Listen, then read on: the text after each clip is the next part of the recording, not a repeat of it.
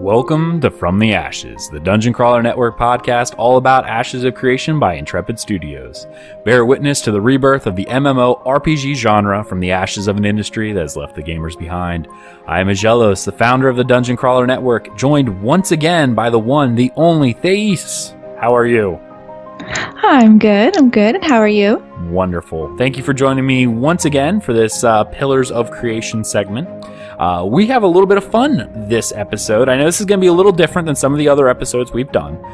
It's because we've actually started to receive quite a bit of fan mail and messages and stuff like that. So during normal podcasts, we do have it set that we will do a mailbag if time permits. Now, obviously, we've had a lot of time to talk about different news and stuff, specifically about packs and some of the new blog posts and things like that. So we haven't really had a chance to really access this mailbag because we've gotten quite a few messages that have a lot of questions for us about us and the game and stuff like that, and our general thoughts, our reactions to previous podcasts that we want to highlight on this episode. So we're going to do that. We're actually going to dedicate this segment to pretty much just a mailbag and then one or two other little quick topics that we want to hit.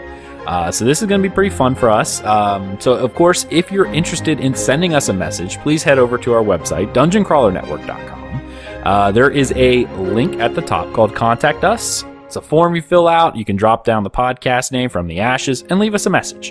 And as soon as we can fit it in, we will bring it on the podcast as time permits, obviously. I don't know when this podcast is going to go out, unfortunately, because this is something that I want to throw in during a week that doesn't have a lot of information on it. So this will be not a filler episode, but more or less it will be. So we're going to go ahead. We're going to hop right on into the news. But first thing we wanted to talk about. Intrepid Studios has released a few images recently, mostly around the PAX West setup that they're going to have and a lot of the work in progress stuff. So we want to talk about these and kind of the art style in general. In particular, there's one image that I saw earlier in the week that when I saw it, I'm like, I just want to talk about it. So we're going to do that. Now, the first one that I'm really thinking about is like they were showing us some of the items that we are going to get from PAX West as part of a, hey, you were either at or you were viewing PAX West and, you could purchase these only during PAX West. So the first one that I see is a limited edition trader ship that I will have up here on the screen if you're watching on the pod, or if you're watching on YouTube. If you're listening on the podcast, I will have a link to this in the show notes. So you can just open up the show notes and you'll be able to click a link so you can view what it is we're actually talking about at that time. So the first one being their limited edition trader ship, which of course is kind of standard, right? Other than the fact that on the front there seems to be some elegant metal work, if you will, across the what is the front of a ship called? I don't even know. The bow? The bow, maybe. Stern? Hull? Hull, maybe. Well, hull could be the entire thing. See, I'm not a sailor, and apparently Thais is not a sailor. But yes, they also have the image of the phoenix, which is very much the symbol for Ashes of Creation. Thais, what are your thoughts on the ship? Well, it's just a standard ship. I enjoy it. It looks realistic. It looks simple. Mm-hmm. So I guess that's pretty much all to say about it. I like it. Yeah, no, and I agree. I'm one to agree with you on the fact that I like the simplicity. And you know me as a, through all the MMOs that we've ever played, anytime there's any kind of character customization for aesthetics, especially even like when we were playing Guild Wars 2, I always went with the standard earth tones for dyes, and you're like, you have all these vibrant colors and you go with earth tones, and I like earth tones. I like simplistic or realistic in nature. So this is something that was really boring. You could read it as boring if that's something that really makes you think boring, but I don't think it's boring. I tend to like it. Going more into the realism once again, they showed us the limited edition, I think that says Seahawk pet that we will see. I don't know, it's a Seahawk, right? Again, more Yes, realistic, Seahawk. right? Mm-hmm. I like it, and actually we had discussed. I asked Ag why the Seahawk was wearing a beret, and he told me that that's standard for real hawks when you're hawking, and I'm like, oh, all right, again, realism. So I enjoy it. Yeah, it's a blinder in all reality. Even on this image, it looks like the eyes are open. Those types of hoods are used on hawks for people who train hawks and stuff like that. You keep their eyes shut so they don't get distracted until you're ready to go as part of hawking.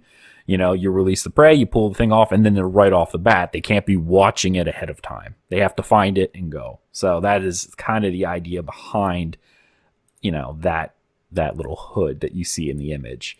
The one thing about the one thing that I'm curious about with the Seahawk pet is will it fly? Will it land on the ground? What animations will come with it? But that's just a curiosity.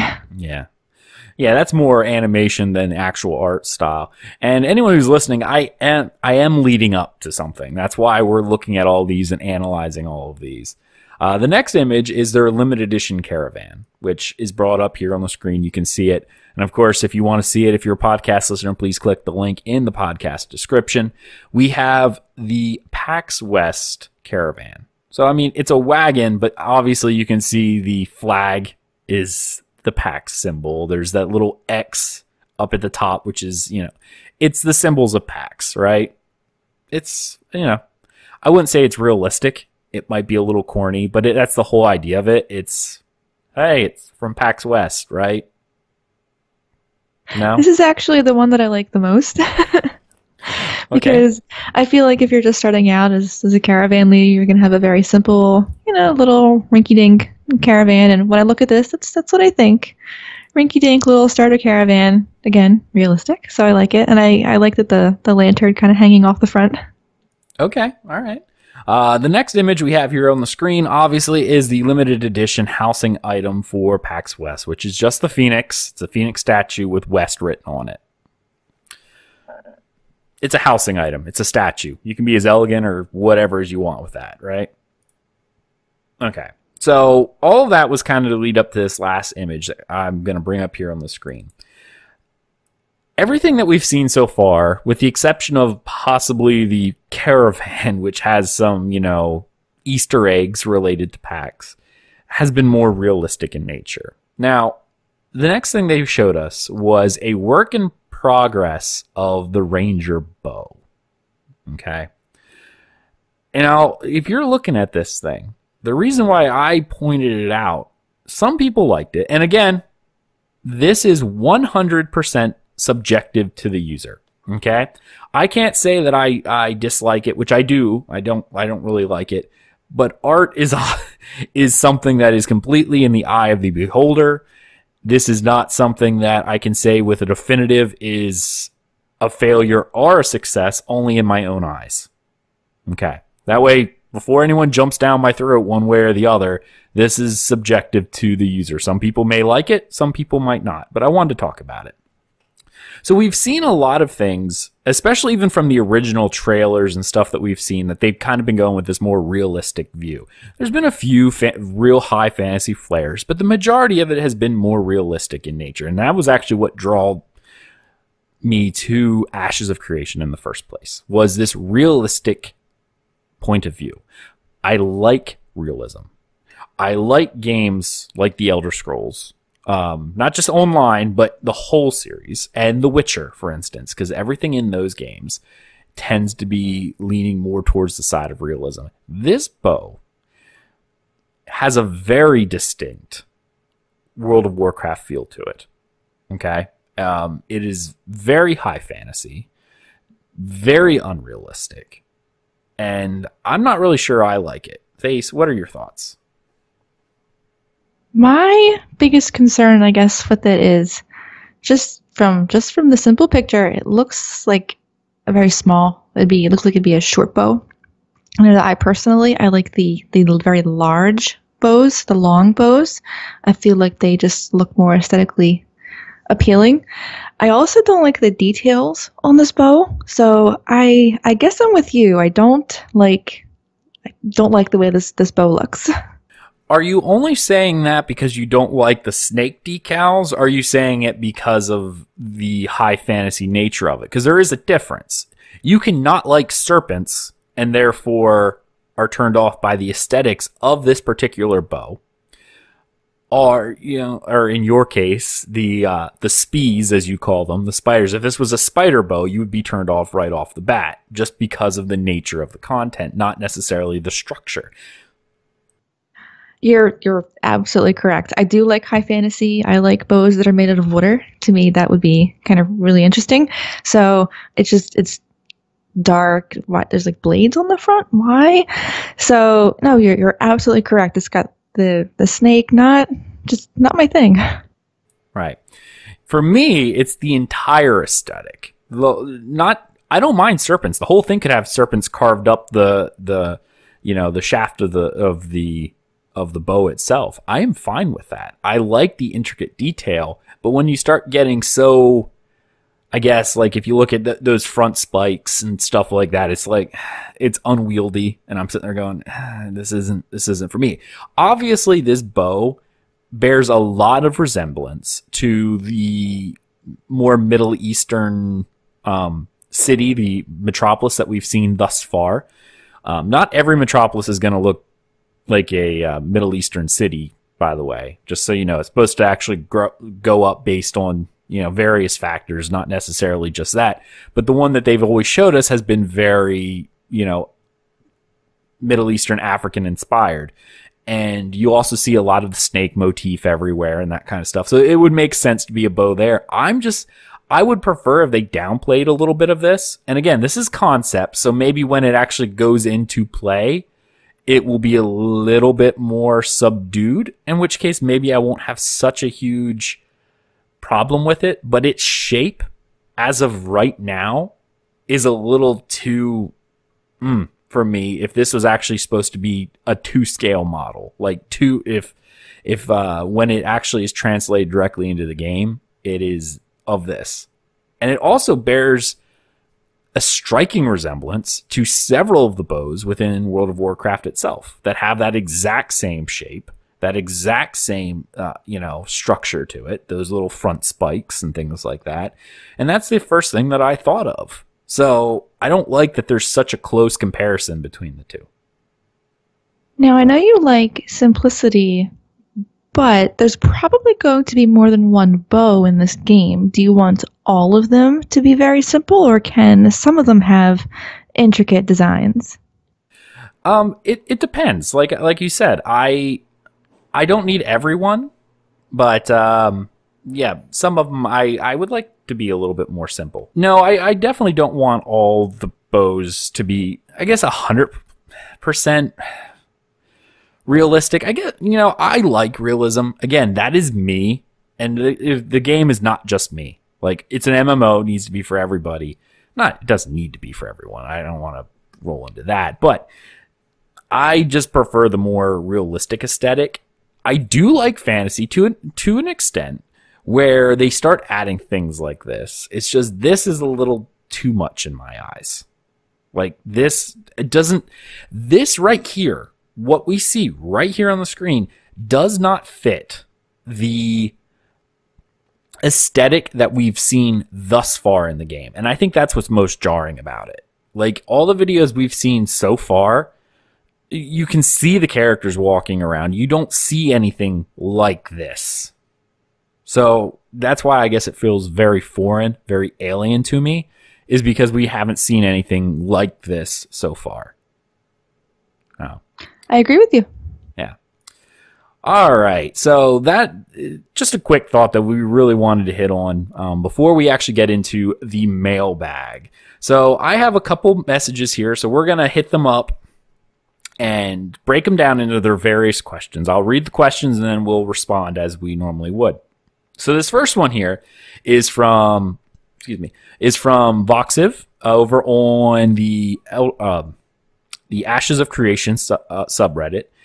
He's also the creator, she is also the creator of the Antics of Creation webcomic, which is actually really, really fascinating. And at some point in time, I really want to get them on the show to talk about their work, as well as the idea of content creators so early on. Like, if you haven't had a chance to check out the Antics of Creation comics, you really should. The style is actually really unique. It's kind of, I guess the best way I've described it is as kind of anime-esque inspired, which I'm not a real huge fan of, but it also has a kind of dark element to it. So it's a little mixture of both, to be honest. At least personally, how I feel. Fox may have to come on and tell me what his inspirations are otherwise, but that's how I always saw it. It's not quite, DC comic style, but it's darker than any anime, manga, or anything you've ever seen before that I've seen. At least that I've seen. Anyway, he goes on to another fantastic clip. Thais's comments on preferred group size really strike home as to some of the difficulties of the fun, quote-unquote, game design.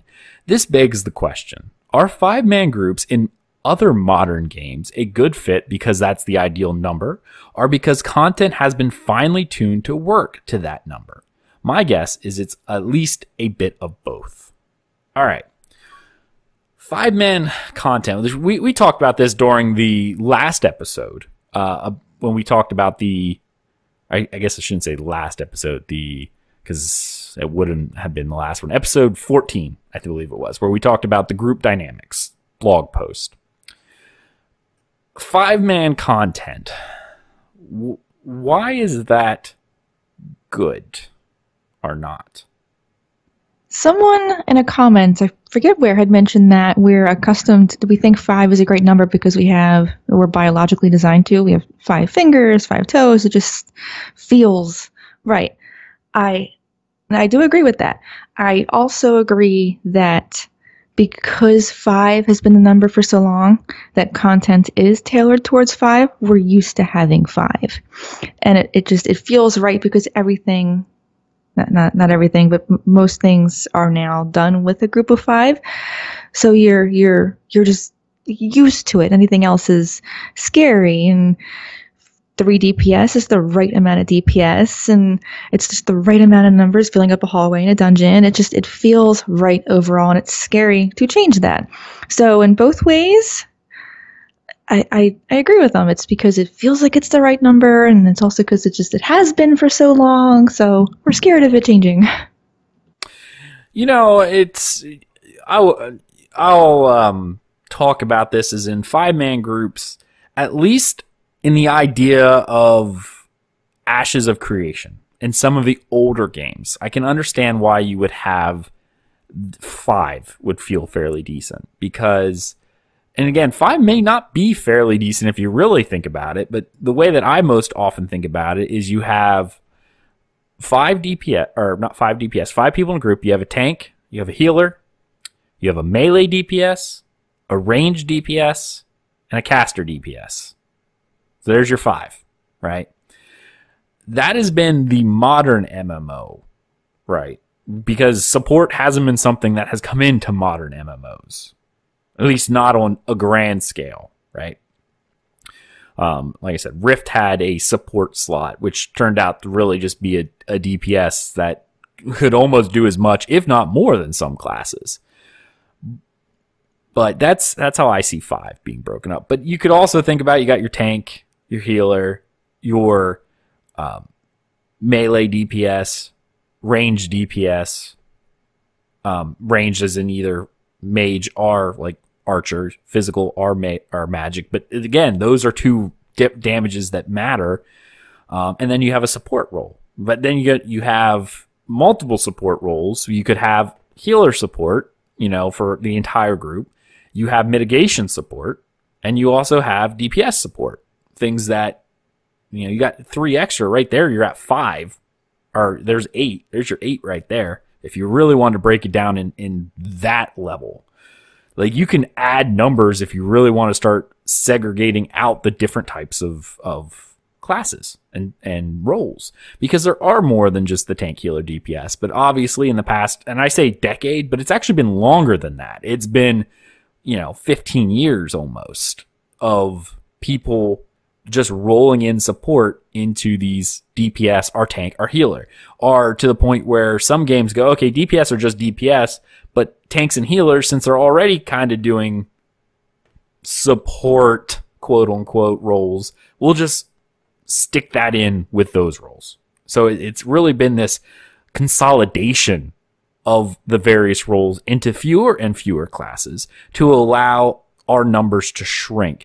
And a lot of it, like I said earlier, is due to games wanting to keep the casual aspect, the quick get in, get out, instant gratification generation that we seem to be coming up on. All right, moving on further on with the question, it says, in terms of the conversation about both support and secondary classes, which I may have just answered, I'm surprised the topic of pure utility skills didn't come up. Many older MMOs were severely limited by the technology in terms of the experience they could offer, and boss encounters were not so dynamic. With more recent ones, this has been increasingly been challenged. Perhaps a support class could double movement speed, giving a crucial buff to an escape phase of an encounter, or give a temporary double jump to teammates, enabling them to give chase. They could even provide elemental augmentation, creating rare effect types, raising proc effect rates, or maybe even enable unique group dynamics, like a support buff that allows other group combos to occur. I agree that the standard model of support in MMOs is uninspired, but in consideration of the tabletop ideology, utility skills are a window for fantastic and unique encounters, which truly engage players beyond hack and slash repetition. This also notably makes bots a heck of a lot harder to run. Final example. You bring up the question as to what the advantage of a fighter charge dash versus teleport would be. Teleport instantly crosses chasms for movement, passes through environmental damage areas, and could possibly penetrate defensive force fields, which we already know the mage has. Okay, so there's like two questions in that. So like the first one, and Voxiv is amazing in the terms of how how do I want to say this? How well he wrote this comment. Like it's fantastic. So thank you so much. I really do appreciate you taking the time to actually write this out, because it was very well thought out and very well put together. You explain yourself fantastic. So, A+ for internet effort, because we all know the internet effort has gone down over the past couple of years. So, we mentioned the idea of pure utility skills. In Ashes of Creation, and this is something that's really fascinating. Remember we talked about the episode we did when they first revealed the PAX demo skills, where everyone had a utility skill, though most of it seemed to be out of combat. I wonder if these pure utilities, because these are going to be something, again, where you go into that 8-man group, right? Because they said they want one of each archetype in the ideal group. The idea would be is if every single person had a different out-of-combat utility skill, it may be required for various dungeons and our raids and our PvP, whatever you're doing in said group, that if you're missing one of these roles, you are missing a vital out-of-combat utility skill.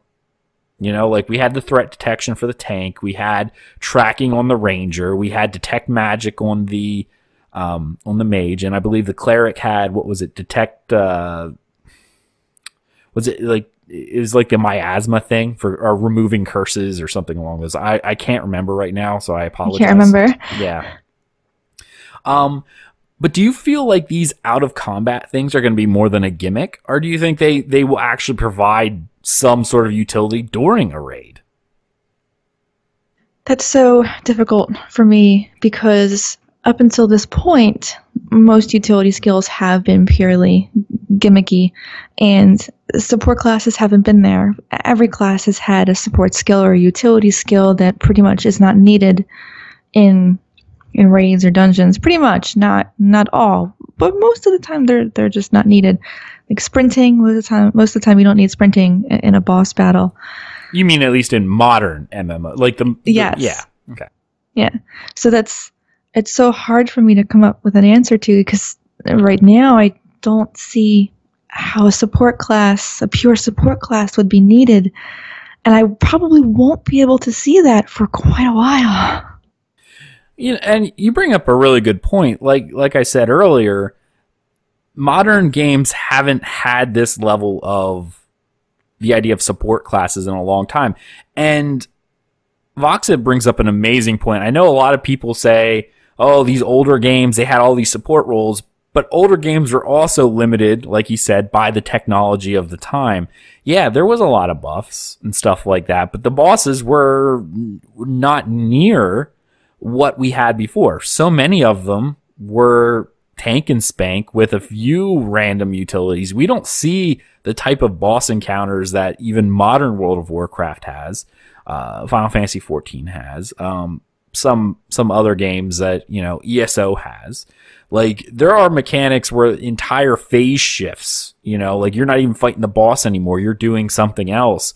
And I like the idea of utility. And, when he said about a speed buff, there's one raid in particular, or I shouldn't say raid, it was a dungeon in ESO where it required a type of group utility. It was called, retreating maneuvers. It was a skill that anyone could learn, but you had to actually pick it up and put it on your bar and stuff like that. Not everyone did, but there was one phase in a dungeon called Crypt of Shadows where you were fighting this giant spider-like boss, like spider/human-ish boss. It kind of looked like what were they called in the Forgotten Realms? Drider, I think it was, if you ever did any of the Forgotten Realms stuff. And what it would do was it would actually summon darkness at specific points and throw you into an opposite room where you had to make your way through a maze by lighting a torch and carrying it through this maze. But the faster you made it through, because you were taking damage, people would use this retreating maneuvers in order to grant you this utility to make it through this maze faster so you didn't die from the tons of monsters that were in this room or the poison miasma that was everywhere, right? But retreating maneuvers as a support utility didn't work as soon as you went in combat. As soon as you got hit or anything like that, you lost that buff. So it was uniquely an out-of-combat utility that was used in a combat situation as what Voxiv says, an escape room. You were thrown into a pit to die and you had to make your way out. So that type of utility is in some modern games. It's just we don't see as much of it as we would really like. One utility skill that's been in a bunch of MMOs that I've played is pulling people, like targeting someone and pulling them to you. And usually it's only reserved for picking on your friends, making them land in damage. I would love to see fights where those types of skills would be used, because a lot of games have these utility skills that aren't utilized. And I love raiding and I love really hard fights. I love everyone having to work together. So if this works how people are wanting it to work, I'm going to be really excited to see how they put these utility skills into effect. And I don't even know if I answered your question, but I am interested to see how it'll work in the end. Right. And I think that's where we're getting with the idea of we need, a lot of people are looking at, like you said, the tabletop style ideology. In tabletop games, you can have a lot of passive support abilities of, that make sense in a tabletop, but it's harder to realize in a game that's more action-based. I don't want to say action-based in combat. I just mean more dynamic in nature, because a lot of games have buffs that we see, but people are like, this isn't like the buffs I used to have in older games. True, but in older games were also a lot more simplistic in the style of gameplay that they offered, just due to the technology of the time. I remember Dark Age of Camelot running around, people would level up a druid as a buff bot that they would literally sit there, cast all their buffs on you, so you had like 20 buffs for like the next hour, and they would just sit in the entrance of a dungeon, so you had that level of those extra buffs while you were fighting, and then that's all they did. And that was their idea of support, was providing these buffs that was like adding a damage shield, or adding a damage shield, more armor, things like that. A lot of these support abilities just became buffs later on.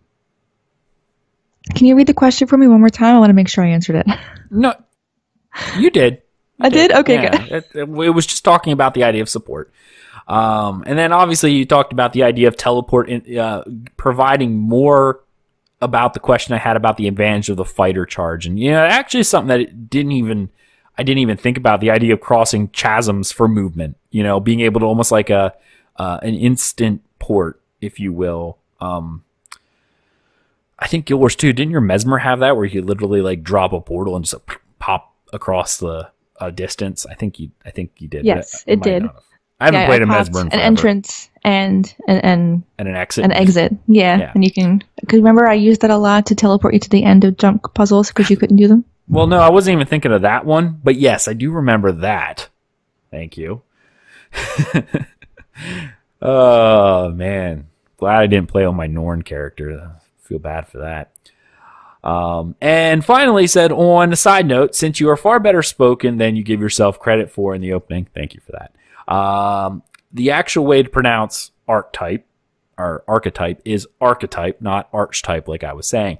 This is which very you said earlier in the show. I tried to correct you, but I was muted. It is a habit that I do need to break, and I apologize if I was getting on anyone's nerves.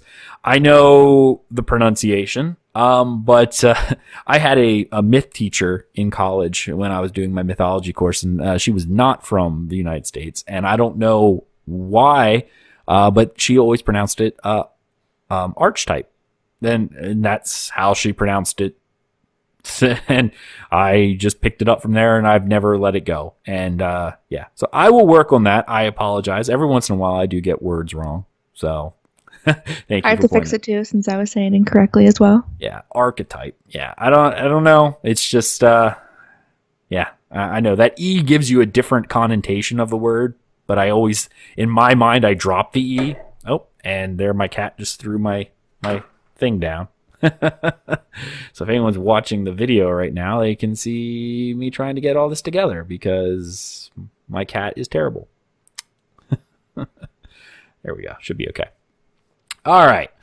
I apologize for that. So thank you so much, Voxa, for that awesome comment. I really do appreciate that. That is really cool. Remember, if you want to send From the Ashes an email, head on over to dungeoncrawlernetwork.com. There's the Contact Us at the top of the site, and you can leave us a message, and we would love to get to it during shows. This next one is from Mario, a.k.a. Ariatras. Again, sorry if I mispronounced it, but I think I got it. I might be wrong. So this was on the latest episode 14, as at the time of this writing. He goes, "Hi, this has been the first time I'm actually mailing you. It's a way of communication discussion, I think. Discord is hard to follow. You leave for 15 minutes, and then there's an endless stream of chat already." Yes, very true. Discord is very hard to follow. It's an active chat room. If you do not pay attention, you will miss the conversation. So I'll try to put things in chronological order as seen from the podcast video on YouTube itself. All right. Groups in general. In today's MMOs, they don't work anymore because the content is easily soloable.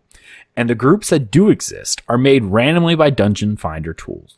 Games tried not using a Dungeon Finder tool, but they all quickly changed their minds. So I think, despite them being detrimental to a community, that they are a necessity. With that in mind, why not make it an actual in-game thing, as in make sense in-game?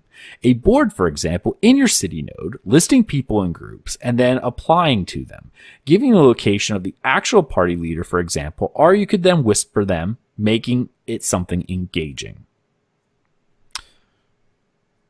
Thais? All right. Well, as anyone listening knows, I play Final Fantasy XIV, and Final Fantasy XIV actually does this with their party finder. You select it in your menu, you pull it up. And I think since the new expansion, or the last expansion, I'm not sure, they changed it to make it look different. It's now bigger. And it works. It does work. But it doesn't always work.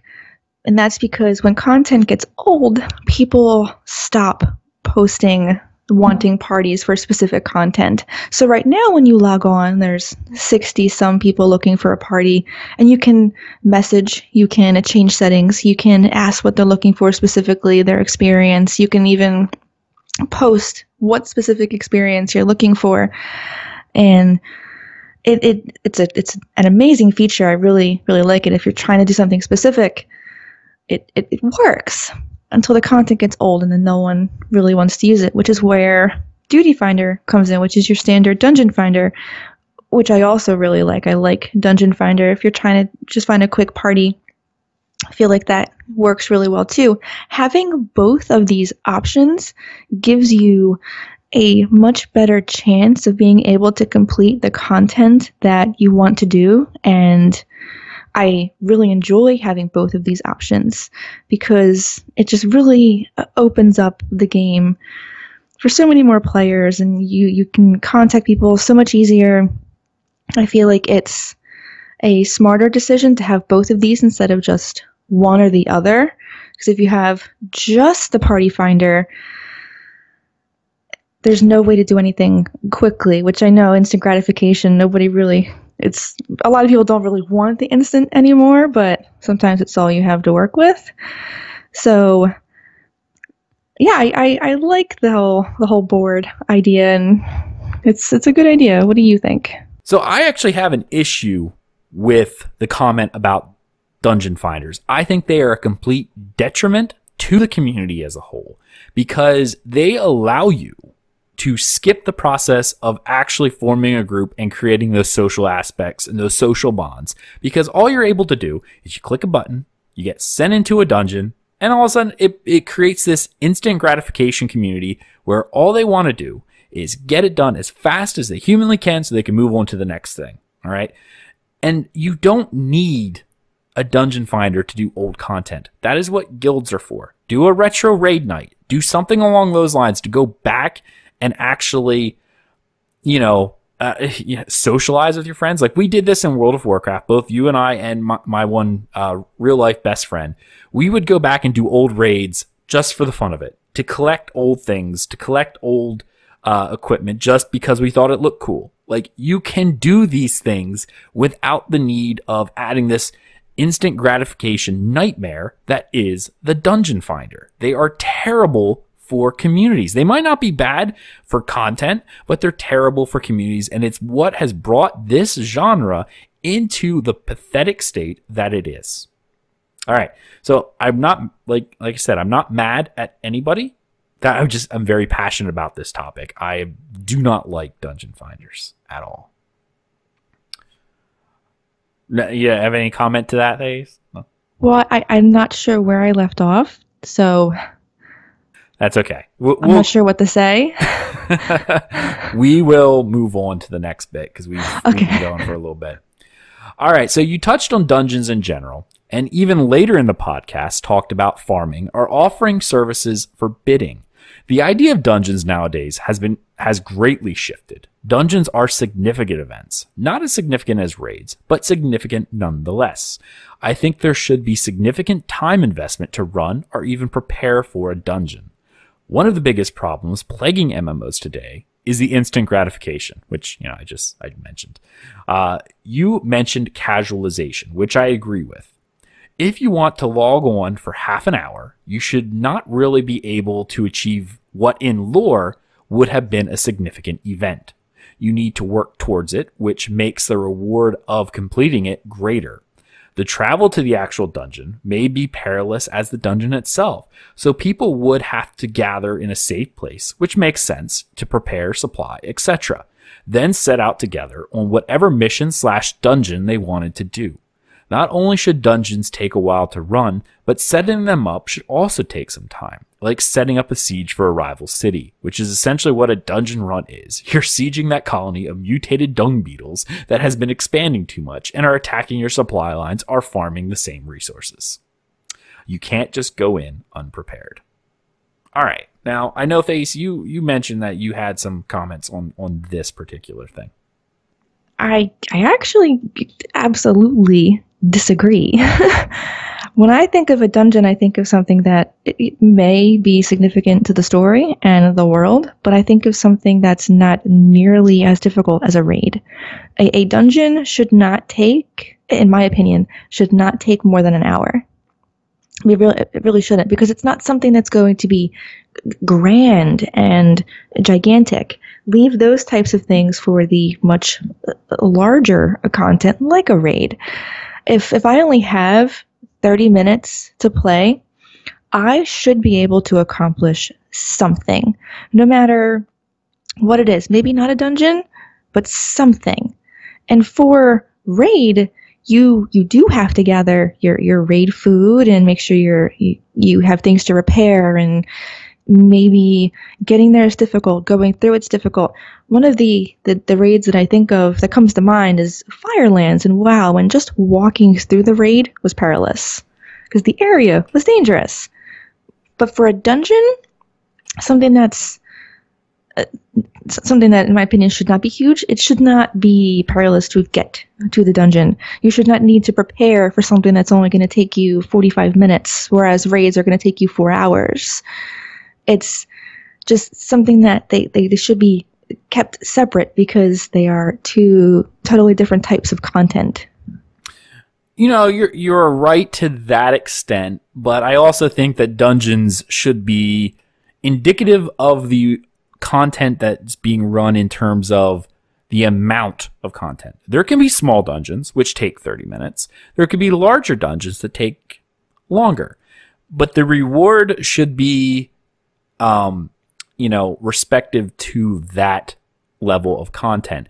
If you run in a dungeon that has one boss, takes 30 minutes to clear the trash and get to the boss, great. But you should only get rewarded for the effort put in. All right. So you're doing a dungeon that takes 4 hours. Well, you want the level of involvement to equal the level of rewards given, or else people will start doing the number crunching, especially in a game. Like, I know if we're talking real life, realistic, that's different. And as much as I like realism in games, there's also this level of you need to provide the fun factor that people want to do, or else what's going to happen is people are going to figure out going, I get more rewards, and, I might not get more gear, but maybe I get more of whatever, more money, more whatever out of doing this run that takes 30 minutes versus this one that takes 4 hours. The amount of time and effort put into it is not as good, and therefore it's not worth my time. There needs to be that level of going, okay, I spent 4 hours in here. I got rewarded as much, if not more, than the smaller dungeon, to make it so people actually want to do said content. And that's always the question in MMOs, is the idea of incentive is, oh, sorry, I'm getting tongue-tied. Providing incentives. I was trying to add a word and I just can't do it. I apologize. Sorry about that. I've been talking a lot lately. Today alone, this is several podcasts I've done. So I'm starting to get to the end of my speaking. So I do apologize. There's actually a thought I just had in relation to the dungeons that would be in Ashes of Creation versus the other popular MMOs out now. Thinking about the party size and the different party members you have to gather. If you're going to be putting forth the effort to gather 8 people instead of 5, and gathering all different types of roles for said party, the preparation, as he was saying, the preparation alone is definitely going to take significantly longer than just gathering 3 mages, a healer, and a tank and heading off into a dungeon that takes 30 minutes. So in Ashes of Creation alone, I can definitely picture dungeons being a more significant event than in other MMOs that are out now.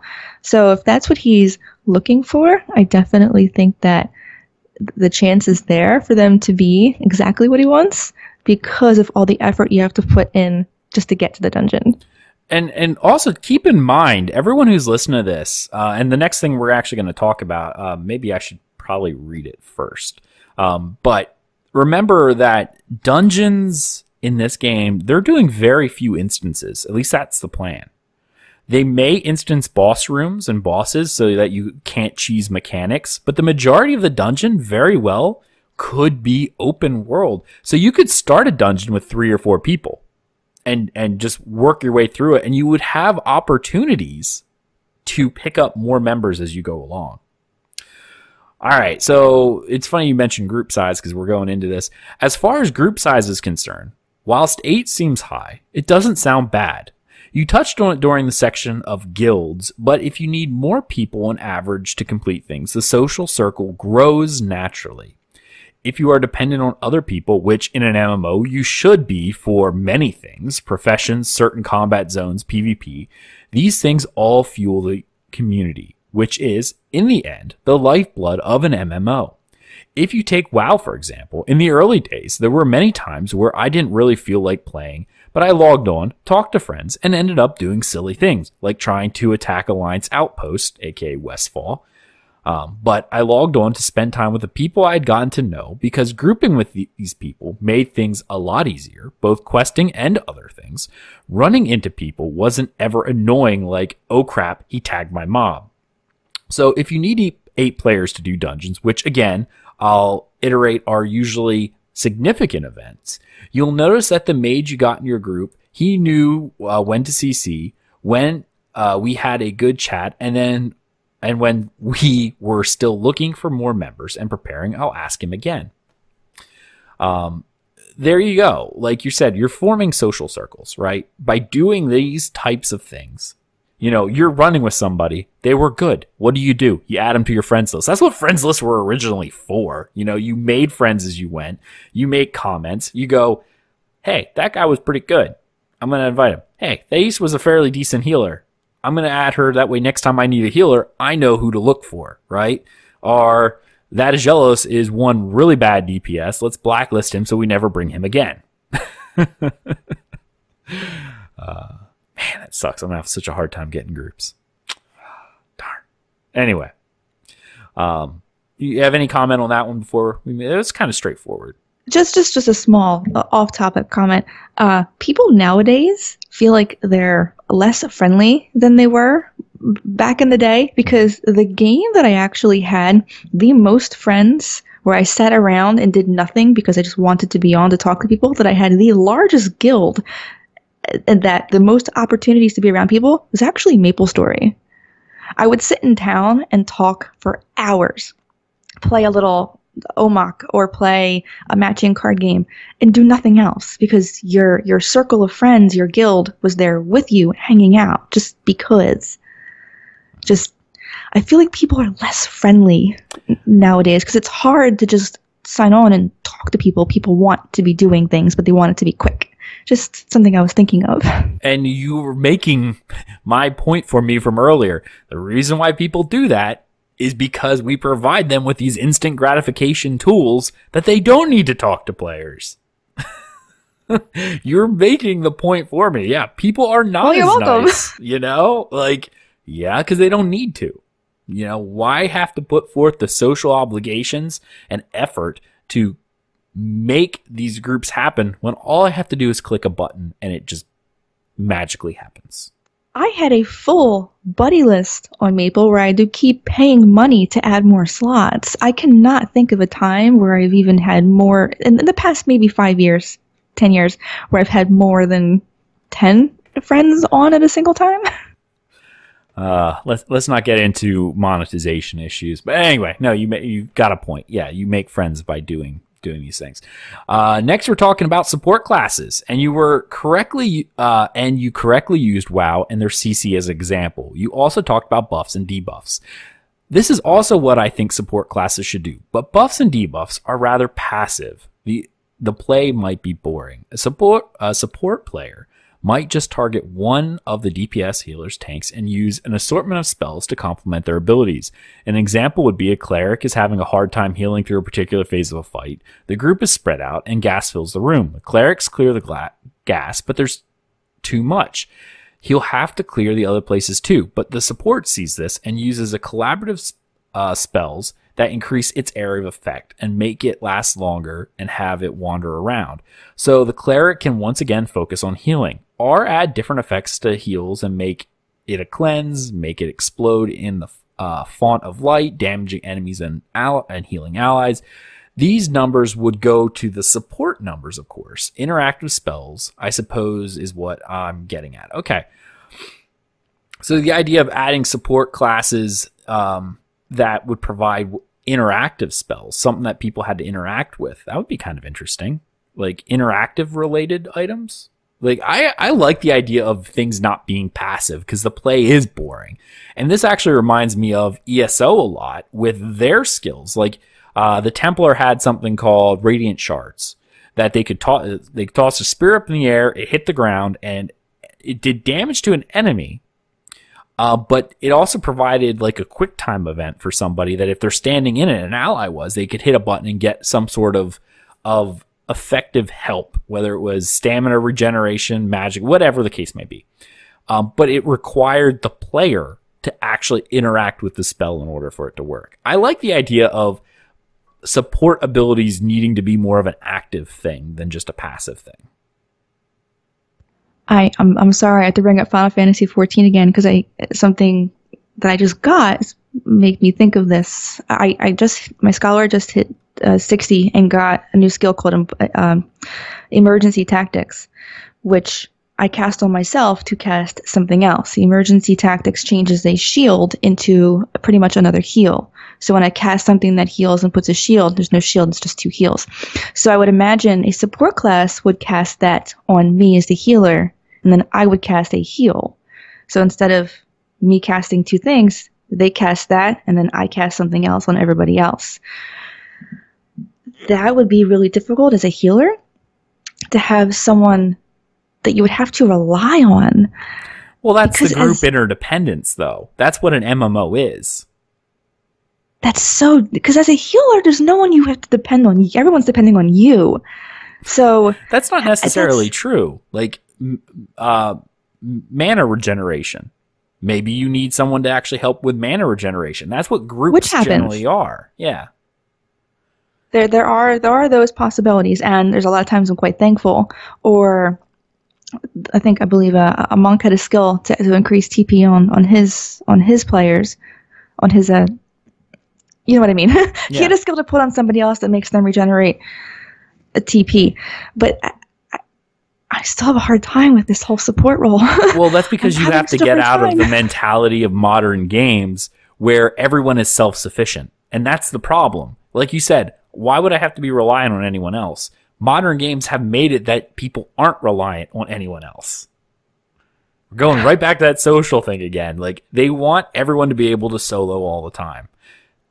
I will try to break this thought, but it's so difficult because I like being able to rely on myself, except for maybe the tank, like the tank holding aggro. Because if I get aggro as a healer, that's it. I'm effectively screwed. Yeah, no, it's definitely support roles are things like, as a healer, sure, you can heal until you run out of mana, but then you have no mana regen. Like if you don't like go out of combat to rest, you get no mana at all. Having a support class to regenerate mana for you is something that would then make you reliant on someone else in a group situation. That's going to make people talk a lot more. You're pretty much going to need a voice program for just a simple dungeon. Although in Ashes of Creation, it seems like dungeons won't necessarily be very simple. Well, not only that, but they're integrating with Discord. So, I mean, you're kind of set at that point.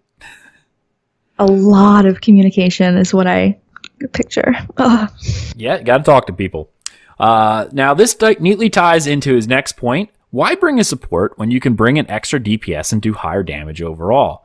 Well, besides the assistance of the other roles, you could make damage itself less important. Not the role, but damage itself. We already know about environmental hazards, the fireballs from the sky in the arena, for example. Make DPS be able to target it. Don't give it any hit point per se, and let them cast spells. We saw a mage open a portal of sorts in order to remove a stone. Imagine if he could combine that, if he's quick enough, to make it fall on the boss instead, or make it fall out of harm's way otherwise, or a summoner ordering his golem to catch it, or any other class interact with it. Earth spikes to function as lightning rods.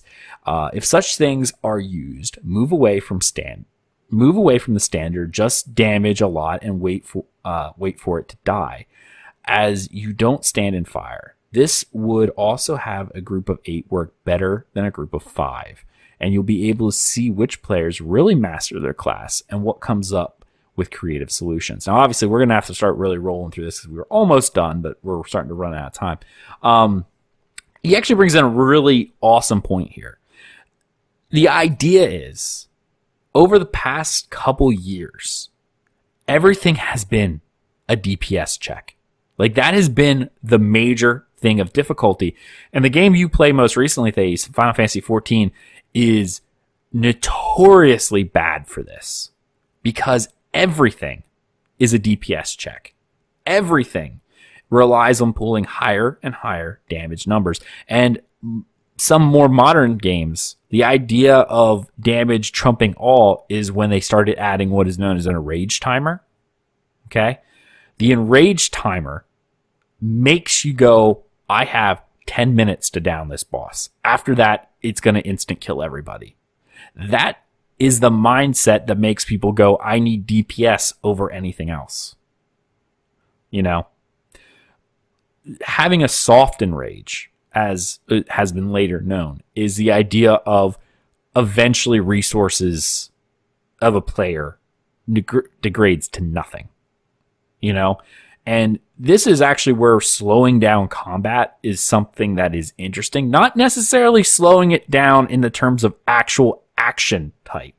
I'm talking slowing down combat to the point of resource regeneration, like we were talking about earlier, Thais. The idea that your cleric, your healer, does not regenerate mana on its own. Not without going out of combat and sitting and resting or whatever, right? If you think about it in terms of realism, anyone who's fighting, anyone who does anything physical, it doesn't even have to be fighting, you eventually hit a point of exhaustion. Yes, there are things you can do, or as quote unquote, people can support you to give you that extra second wind, if you will. But eventually every human body hits a limit of they've gone as far as they can without resting, right? You can only push so far before you literally just pass out. The problem with resources coming back so quickly in combat makes it so that the threat of a DP or enrage timer was necessary, because otherwise no one would ever run out of resources. Even with support classes, it should be possible that the support eventually runs out of resources and can no longer support the main people, and then the entire party essentially dies of exhaustion.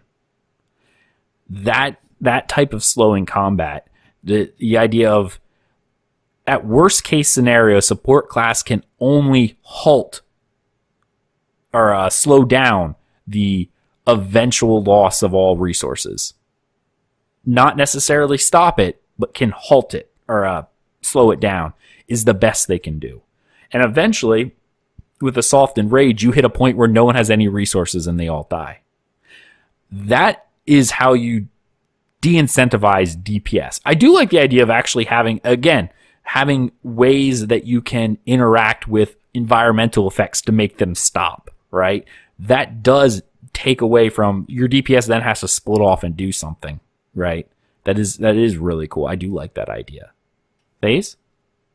I like that idea too, and I'm actually kind of hoping that they add things like that, because it would make battles seem less like battles and more like, grand adventures. Mm-hmm. and I'm glad you brought that up when you did, because I was actually just thinking about that. If they slow combat down to make these things, these utility skills, using these support skills a possibility, or rather to make all these things a possibility, they would have to slow battle down. And how would they do that? And it'd be really interesting to see how they can implement these options, because it hasn't been done. So what mechanics can you add, and what different ways of making battle last longer, like longer cast times maybe, or more HP, or I don't know.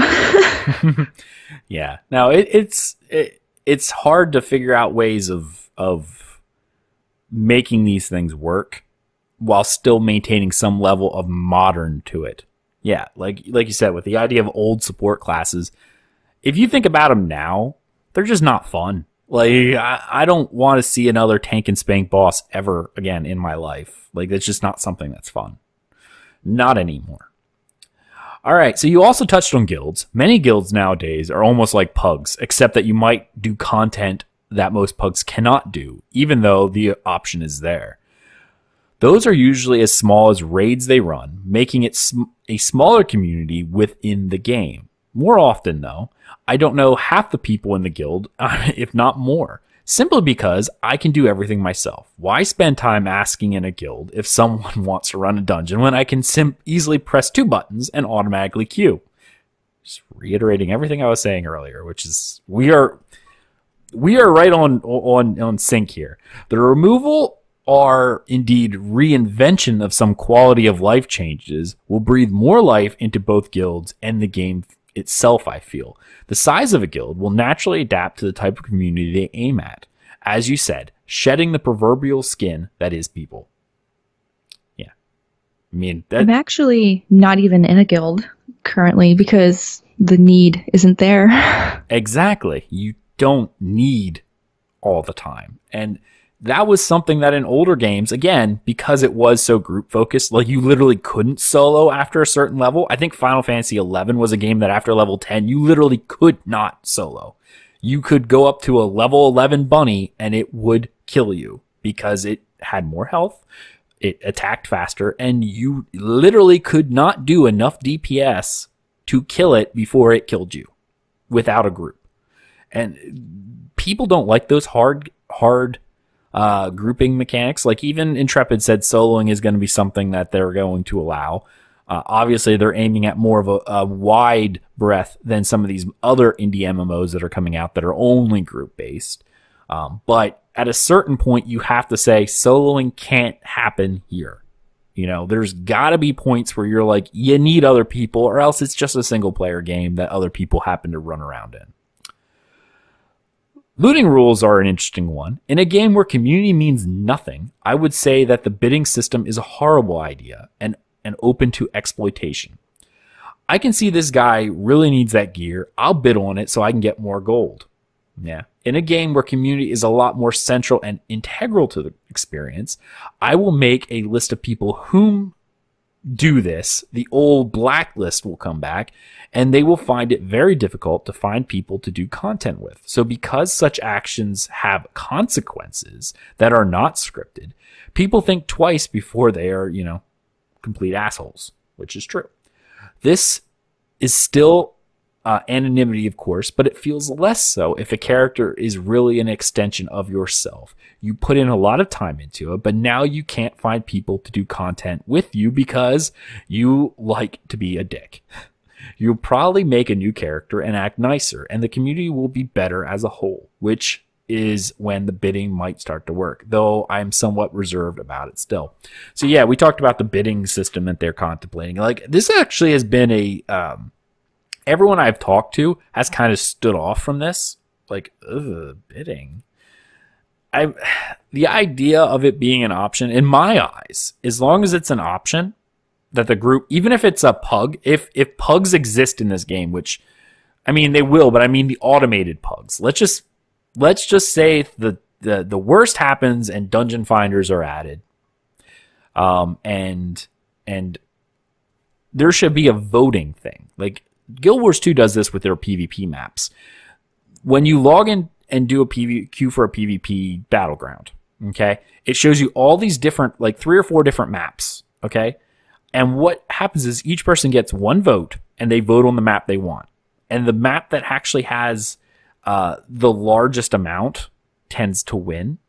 Or actually, I think it's a roulette, so it's a circle. Like here, if I'm gonna have, and it's a pie graph, and the thing spins and will land on the part that people voted on. Now, obviously, the more people who vote on something, the wider the pie graph grows, and therefore have a higher chance of getting those types of things. So it either needs to be a completely democratic vote, or that idea of that rotating wheel and a pie graph, so that people can go, I don't want a bid system in this group, so I'm voting against it. If that's the case, great. But of course, if you're going into a party that there are no dungeon finders, you just need to be aware of who you're grouping with. And if you go into a party and they set it to the bid system and that's not something you want, you leave. As long as there's the option there. Any final words on that one, Thais? No, nothing on that. Okay. As far as your take on gear, I found myself agreeing to pretty much everything Aggelos said about it being a consumable, and that in turn making professions other than cooking alchemy worth picking up, even after the first few months are done and people have some gear already. So the idea of gear breaking and being almost a consumable in that effect. I mean, I know, Face, you get attached to certain things. But, you know, like the idea is the item would still exist in your bag. You would just have to then repair it. And it may cost as much or more as just getting a whole new item. But if it's something that was really dear to you, you could repair it. I mean, I would do that if I got a rare item, you know, or something it meant something to me. Maybe a sword from the first raid boss or guild downs, right? That meant something to me. I would keep it. And then I would, you know, repair it when it broke, or I'd keep it in my bank and I'd look at it from time to time, you know, pull it out, go, and then put it right back. You know, those kinds of things, they can happen. But the idea is when you have games that gear never degrades, it really does kill economies because no one then ever needs anything, ever. The only game that actually I think did fairly well with economy stuff is Guild Wars 2 because of their ecto economy, where ecto was needed for almost everything. And it's a resource you get, but gear and stuff like that doesn't ever retain a value because gear eventually caps out. You have the best gear and then you don't need it anymore, but you still need resources to sell and make more stuff that also work in consumables. So it's all revolving around this resource market that other games generally don't have unless they have destructible equipment. Okay. All right. Well, that actually brings us to the end of this mailbag episode. I really want to thank the people who mailed in. That's Voxiv and Mario, aka Ariatras. Thank you so much for mailing in. Those were awesome emails. Anyone who would like to email us again in the future, head on over to dungeoncrawlernetwork.com. There's a contact us link right at the top of the bar. Send us a message and we will definitely add it to our mailbag that we will pull from time to time. We may not do an entire full podcast episode unless we're lacking on news for a week or something like that, but we may try to pull in, you know, 1 or 2 emails at a time, depending on length and whatnot, what we can get through. We just so happen to have these really awesome comments and really long emails, so we decided we're going to make a show out of this. All right, Thais, do you have anything you'd like to say before we end this show? Great show. Okay. I'm sleepy. I don't know. No, I completely understand.